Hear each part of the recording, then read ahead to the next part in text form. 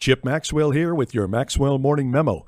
In Nebraska and nationally, the Republican nobles of American politics are riding away from the field, abandoning their party's nominee for president. These Republicans remind me of the Scottish nobles in the movie Braveheart. The nobles despised William Wallace and his grassroots movement fighting for Scotland's independence from England. They joined Wallace for a battle or two and feigned loyalty to the cause.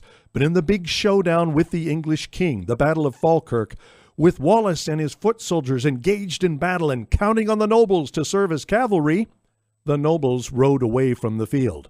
The Scots were routed. The betrayal by the nobles is historical fact, but history does not tell us why they did it.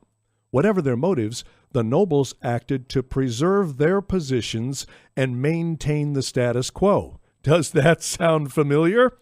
Establishment Republicans treat grassroots populist Republicans the same way the Scottish nobles treated the Wallace movement.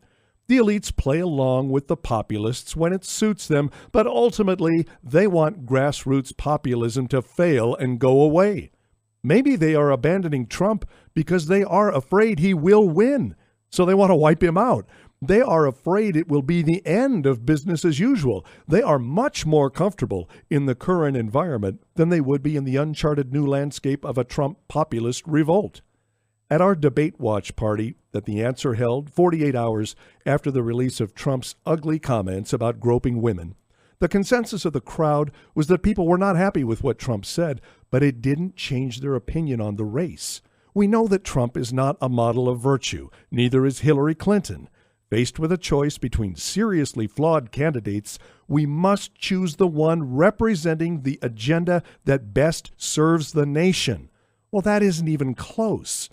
Our nation is becoming a fiscal basket case. Government is growing out of control. The spending to pay for it is growing out of control. The debt is growing out of control. The economy is stagnating, with annual growth rates barely reaching 1%. We'll get more of the same, with an extra heap of tax increases under a Clinton presidency.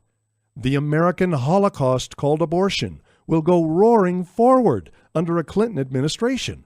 For that reason alone, God may decide he's done with America. The future of the Supreme Court hangs in the balance. Clinton, as Secretary of State, helped President Obama blow the lid off the Middle East with a disastrous foreign policy culminating in the rise of ISIS. Meanwhile, back home, you are branded a hateful bigot if you think it's wrong for men to use the same bathrooms and showers as your teenage daughters. Against all this, we have Republicans abandoning our party's candidate at the moment of truth.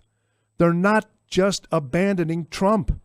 They are abandoning a chance to reform our nation across the board before we pass a point of no return. To talk about this and other issues, join me for Check with Chip Saturday morning at 6. That's Check with Chip Saturday morning at 6 on 94.5 FM, 1420 AM, The Answer.